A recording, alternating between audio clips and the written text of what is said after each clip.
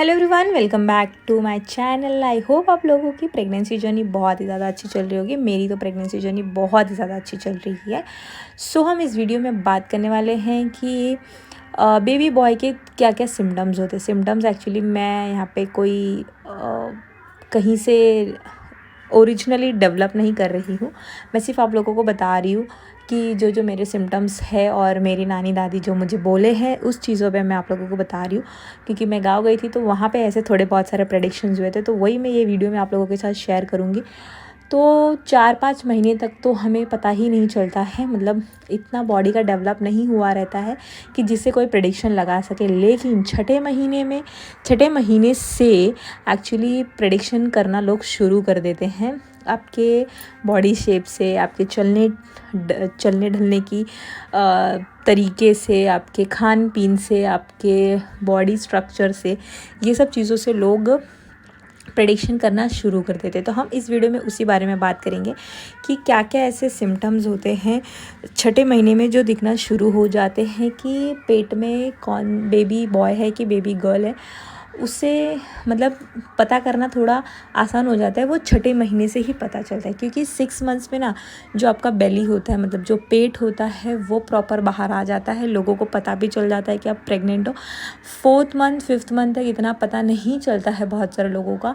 तो 6 मंथ्स में ही ऐसी बहुत सारी चीज़ें होती है जो आप फाइंड आउट कर सकते हो। और 5th मंथ की जो प्रेगनेंसी सोनोग्राफी जो होती है, जो स्कैन कराते हो आप, उससे भी थोड़ी चीज़ें पता कर सकते हैं। मोस्टली तो एक प्लेसेंटा पोजीशन होती है, लेकिन प्लेसेंटा पोजीशन का मैंने आप लोगों को बताया है कि प्लेसेंटा पोजीशन से बेबी का जेंडर डिसाइड नहीं होता है। ये बिल्कुल भी सही बात नहीं है, एकदम गलत बात है।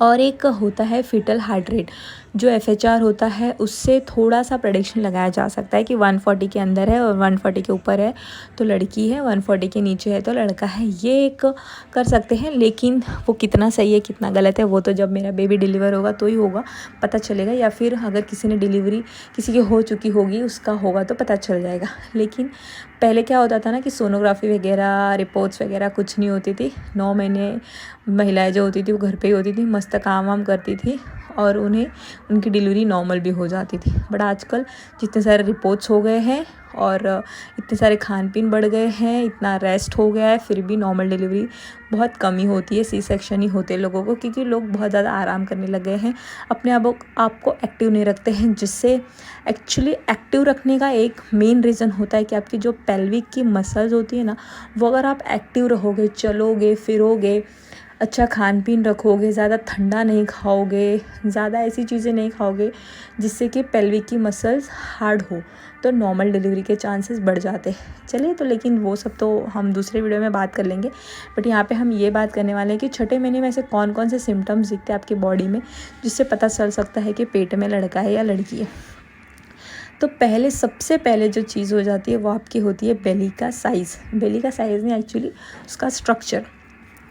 तो यहाँ पे स्ट्रक्चर की बात करें तो शेप एक्चुअली तो गोल में होता है और थोड़ा सा ऊपर की गोल, मतलब पूरे पेट को ही गोल कर लेता है। वो एक्चुअली लड़की होती है तो पेट में, बाकी अगर लड़का होता है ना तो पेट नीचे की तरफ झुका होता है और थोड़ा सा ना ऐसे अलग शेप में होता है, गोल नहीं होता है, नीचे की तरफ झुका होता है और अंडाकार शेप में होता है। तो ये एक प्रेडिक्शन मुझे बहुत ही ज़्यादा सही लगता है, पता नहीं क्यों मुझे बहुत ही सही लगता है कि ये एक जेंडर प्रेडिक्शन का बहुत ही अच्छा उपाय है। मतलब सॉरी, उपाय नहीं बोल सकते इसको, एक बहुत ही अच्छा सा प्रेडिक्शन लगाने का एक चांस है कि हाँ भाई यहाँ पे लड़का होने का संभावना है, नॉट 100% श्योर। तो बाकी हम और बात करते हैं अगली, जो सारे आपके चीज़ों से पता चलता है, बॉडी से पता चलता है, वो है कि आपका वज़न ज़्यादा नहीं बढ़ रहा होगा, सिर्फ आपके बेली की साइज़ बढ़ रही होगी, बेली का वज़न बढ़ रहा होगा। आपका वज़न ज़्यादा नहीं बढ़ रहा होगा, आप में ज़्यादा मोटापा, ज़्यादा चर्बी नहीं बढ़ रही होगी। जो प्रेग्नेंट लेडी है उनकी बात कर रही हूँ, तो उनका सिर्फ बेली का साइज़ बढ़ रहा होगा, तो वहाँ पे लड़का होने के चांसेस हैं। और एक बहुत ही फ़नी चीज़ है कि पार्टनर का वज़न नहीं बढ़ रहा होगा। तो भाई पार्टनर के वज़न से हमारी प्रेगनेंसी का क्या लेना देना, ये तो मैं एकदम ही अलग ही चीज़ हो जाती है।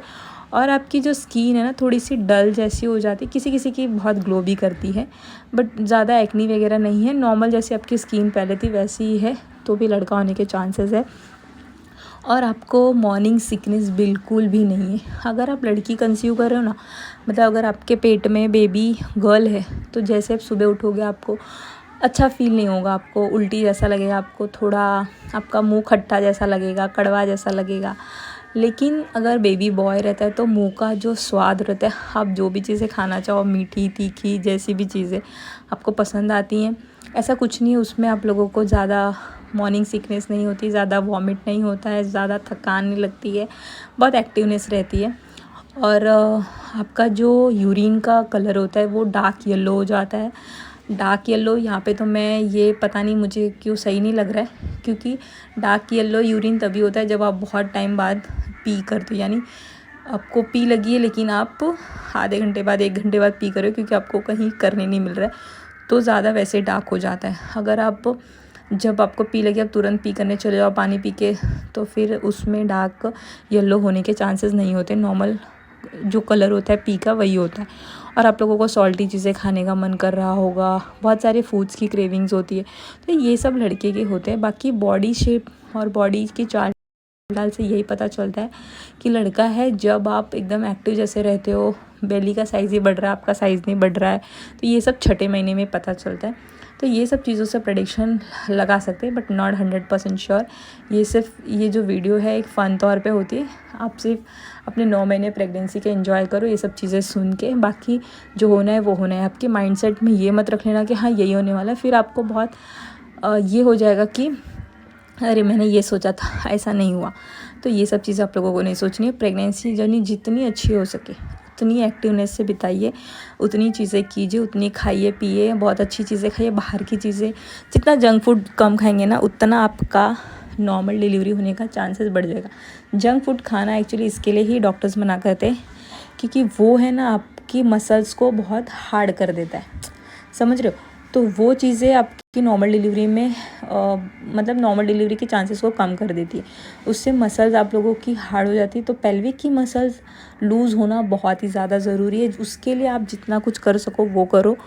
बाकी आपकी प्रेगनेंसी जर्नी बहुत ही ज़्यादा स्मूथ चलेगी। एक्चुअली नॉर्मल डिलीवरी हो जाए वो बहुत ही ज़्यादा अच्छा होता है। सी सेक्शन होना बहुत ही ज़्यादा, बहुत सारे लोग तो डिप्रेशन में भी चले जाते हैं सी सेक्शन होने के बाद, क्योंकि वो बच्चे का ध्यान भी नहीं रख पाते, खुद की बॉडी का भी ध्यान नहीं रख पाते। सो गाइज़ बस इस वीडियो के लिए इतना ही। आई होप ये चीज़ें थोड़ी हेल्पफुल होंगी आप लोगों के लिए। बाकी नेक्स्ट वीडियो में हम सब बातें करेंगे जो भी रह गया रहेगा। सो बाय बाय।